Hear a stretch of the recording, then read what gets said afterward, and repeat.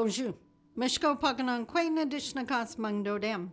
Hi everybody, it's Sandy Boucher here once again.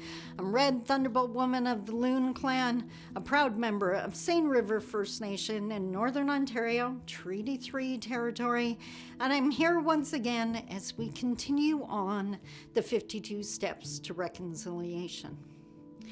So I have shared with you about the residential school era.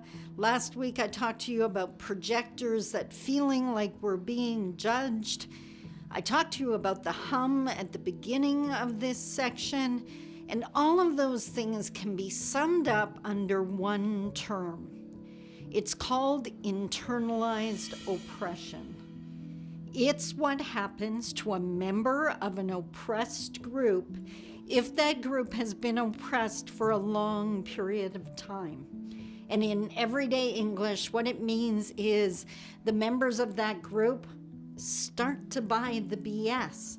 They start to believe the stereotypes about themselves. It was me telling myself I could never do that. That's what internalized oppression is. But what a lot of people don't realize, and this is one of those cases where I'm going to ruin the 6 o'clock news for you.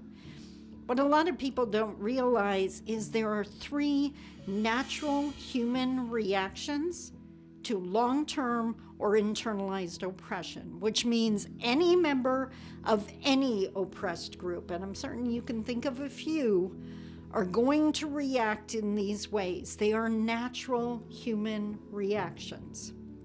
So for you to totally understand this, once again, I want you to think of a First Nation community for a moment. Maybe it's what you read in the newspaper or saw in the news, something that's happening in a First Nation community, whether it's near you or in another province. So you got that image in your mind?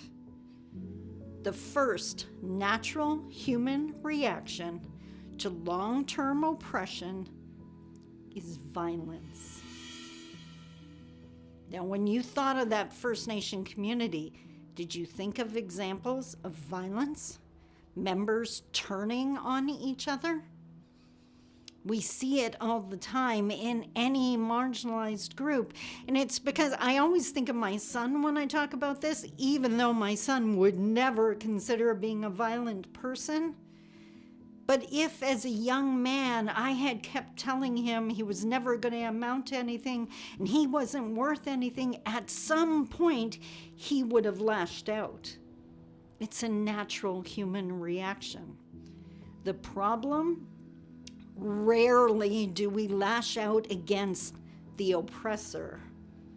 The people we lash out against are the people that are closest to us. Often our partners, our family members, our community members, or the people in the local municipality. Is this a great reaction? Absolutely not. None of us want to be in societies where violence is the norm. But once again, please don't go to judgment. Understand that this is a condition of long-term oppression, and yes, there are ways past it. And we're going to talk about those too. Next week, I'll tell you about the second natural human reaction to long-term or internalized oppression. And as always, if you have questions, I'm just an email away.